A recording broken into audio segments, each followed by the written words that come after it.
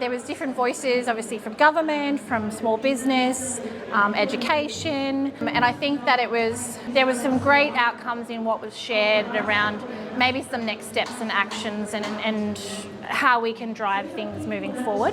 Yeah, there was a lot of great conversation, and I think there were some really good ideas, and you could feel the energy at the end when we started to talk about what's next, and there was a lot of ideas about actually we could get together and collaborate a lot more, not as individual universities but as groups of people from across the university sector to really make sure that there's a opportunity for young Indigenous people, Indigenous business people and others to engage. Whether they don't necessarily have to come in and do a degree, they could come in and do some micro-credentialing, but we could also go to them. So there was a lot of great ideas. I think I really felt like there was some inspiration and some people that walked out of there going, I've got some action. So that's fantastic.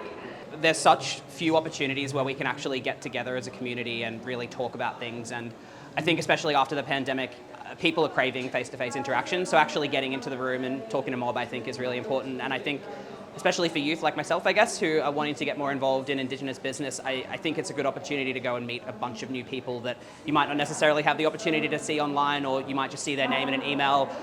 Today I've met a whole bunch of people who I've had email correspondence with, but never actually had the opportunity to meet them in person. So I think a yarning circle is a really great way just to build community, bring people together and have a chat about things that are important for all of us.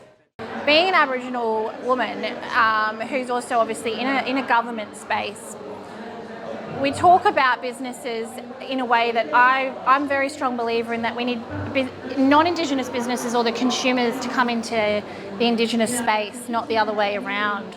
And so the yarning circle is really a very simple yet strategic way of bringing people into our space. And it's a safe space. And once they understand why it's so important in our culture, I think it makes those connections for them.